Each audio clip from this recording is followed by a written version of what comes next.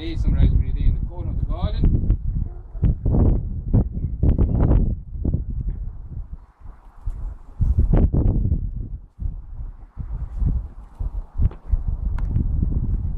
I like a little bit of rosemary.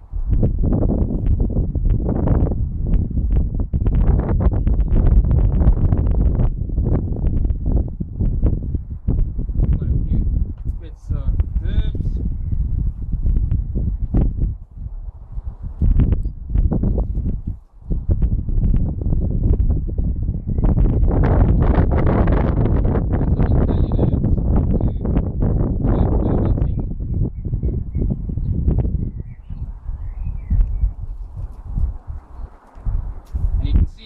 Wind blowing, but that doesn't affect the tater.